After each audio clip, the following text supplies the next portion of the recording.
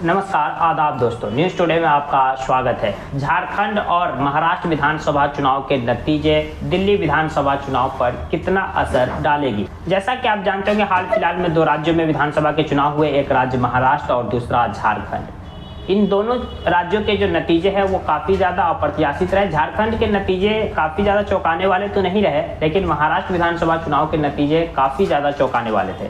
यानी कि किसी ने इस नतीजे की उम्मीद नहीं की थी। कोई भी एग्जिट पोल में इस तरह का दावा नहीं किया गया था जिस तरह के नतीजे देखने को मिले। महाराष्ट्र विधानसभा चुनाव के इस नतीजे के बाद बीजेपी काफ़ी ज़्यादा कॉन्फिडेंट में देख रही है, यानी बीजेपी का आत्मविश्वास काफ़ी ज़्यादा बढ़ गया है, जो लोकसभा चुनाव के बाद कब हुआ था। लोकसभा चुनाव के बाद बताया जा रहा था कि 4 राज्यों में विधानसभा के चुनाव है, जिसमें हरियाणा, महाराष्ट्र, जम्मू कश्मीर और झारखंड। इनमें से कहीं भी बीजेपी की सरकार बनती नहीं दिख रही है, लेकिन बीजेपी ने इन 4 में से 2 जगह अपनी सरकार फुल मेजोरिटी से बना ली। ऐसे में सवाल उठ रहा है कि जिस तरह से महाराष्ट्र और हरियाणा में बीजेपी ने पूरी बाजी ही पलट दी, सारे एग्जिट पोल को गलत साबित कर दिए, सारे जो विश्लेषण है उसे गलत साबित करते हुए वहाँ सरकार बना ली, तो क्या ऐसा कुछ नज़ारा हमें दिल्ली में भी देखने को मिलेगा? इन दोनों जगहों का इम्पैक्ट क्या दिल्ली में विधानसभा चुनाव पर पड़ेगा? हरियाणा तो दिल्ली के बॉर्डर के सटे लगा हुआ है और महाराष्ट्र थोड़ा दूर है, लेकिन महाराष्ट्र की राजनीति का असर दिल्ली में भी देखने को मिल सकता है। इन्हीं सारे सवालों के जवाब आज हम इस वीडियो में जानने की कोशिश करेंगे। आप लोगों से रिक्वेस्ट है कि वीडियो को कंप्लीट देखें। अगर मेरे चैनल पर फर्स्ट टाइम है तो प्लीज़ चैनल को सब्सक्राइब कर दीजिए, वीडियो को लाइक करना न भूलें। अगले साल 2025 जनवरी या फरवरी महीने में दिल्ली का विधानसभा चुनाव होने वाला है। ये विधानसभा चुनाव काफ़ी दिलचस्प है और इस विधानसभा चुनाव में मुख्य मुकाबला तो आम आदमी पार्टी और बीजेपी के बीच ही है, लेकिन वहां पर कांग्रेस इस मुकाबले को त्रिकोणीय करने की कोशिश करेगी। लेकिन 2 विधानसभा चुनाव का रिकॉर्ड देखें तो कांग्रेस के वहां एक भी विधायक नहीं जीत पाए। तो ऐसे में मतलब मुख्य जो मुकाबला है वो बीजेपी और आम आदमी पार्टी के बीच ही है। पिछले 2 विधानसभा चुनाव को अगर देखें तो आम आदमी पार्टी ने दिल्ली में क्लीन स्वीप कर दिया था, यानी बीजेपी का भी लगभग सुपड़ा साफ कर दिया था। 2015 विधानसभा चुनाव को देखिए, 2015 में आम आदमी पार्टी ने 70 में से 67 सीटें जीत गई, सिर्फ 3 सीटें ही बीजेपी के खाते में गई। तो वहीं 2020 का विधानसभा चुनाव देखिए तो 2020 के विधानसभा चुनाव में भी आम आदमी पार्टी 70 में से 62 सीटें जीत गई और 8 सीटें बीजेपी के खाते में गई। इन दोनों चुनाव में कांग्रेस का खाता नहीं खुला।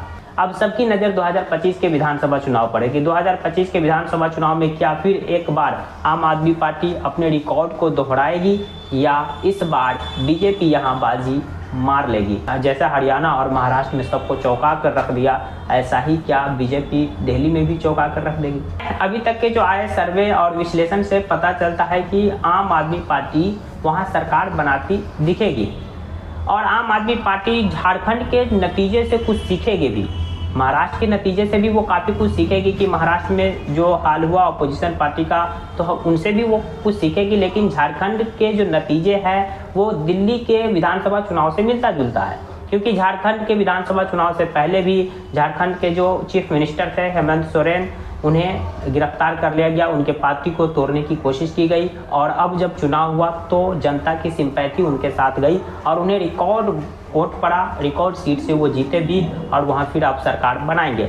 ऐसा ही कुछ हाल दिल्ली विधानसभा चुनाव का भी है और आम आदमी पार्टी का भी है कि आम आदमी पार्टी के भी कई सीनियर लीडर, जिसमें आम आदमी पार्टी के जो मतलब कि मुखिया है अरविंद केजरीवाल, मनीष सिसोदिया, सत्येंद्र जैन, संजय सिंह, इन सबको केंद्र सरकार गिरफ्तार कर ली थी लगभग कोई 1.5 साल पहले, कोई 2 साल पहले, कोई 1 साल पहले, सबको गिरफ्तार करके जेल के अंदर डाल दी और उनके पार्टी को भी तोड़ने की कोशिश की गई।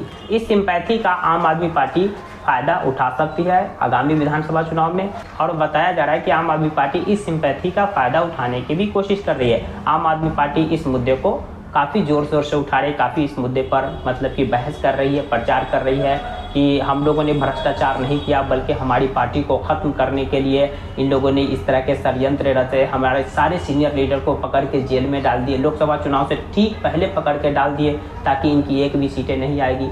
तो इस तरह के मतलब कि एडवर्टाइजमेंट या इस तरह की प्रचार प्रसार लगातार आम आदमी पार्टी कर रही है और इसका फायदा भी उन्हें मिलेगा, ऐसा जो पॉलिटिकल एक्सपर्ट है उनका मानना है। लेकिन यहाँ पर कुछ ऐसे फैक्टर है जो बीजेपी के भी पक्ष में जाते दिख रहे हैं, जैसे कि चुनाव से कुछ पहले ही आम आदमी पार्टी के एक सीनियर लीडर कैलाश गहलोत का पार्टी से इस्तीफा दे देना, आम आदमी पार्टी बीजेपी में ज्वाइन करना।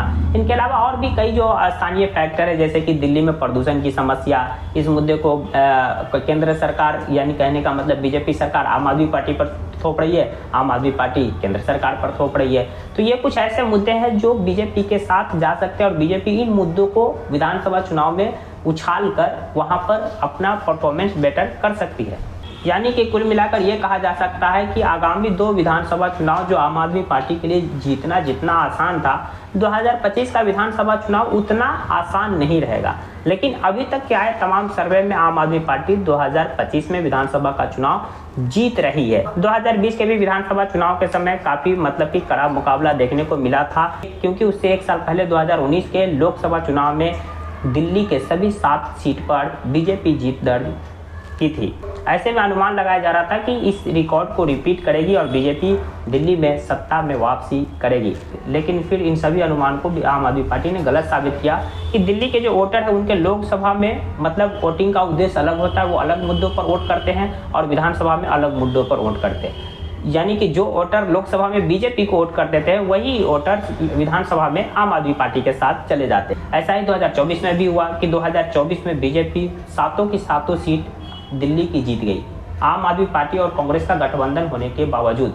लेकिन हम इस आधार पर यह नहीं कह सकते हैं कि दिल्ली में बीजेपी सरकार बना लेगी, क्योंकि 2020 में यही हुआ था। 2019 में बीजेपी ने सारे लोकसभा की सीटें जीत ली, लेकिन विधानसभा में धाराशाही हो गई। ऐसा ही कुछ 2025 के विधानसभा चुनाव में होगा, लेकिन ये चुनाव आम आदमी पार्टी के लिए उतना आसान नहीं है।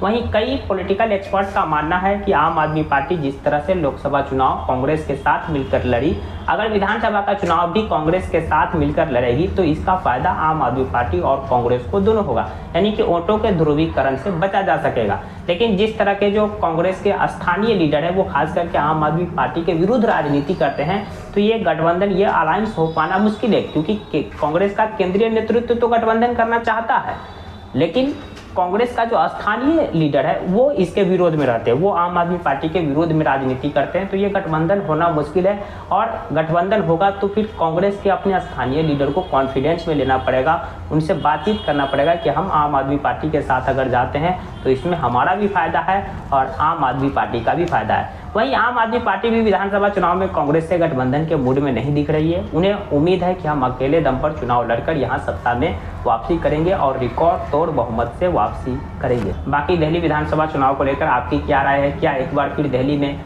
आम आदमी पार्टी की सरकार बनेगी या इस बार बीजेपी चौंकाएगी?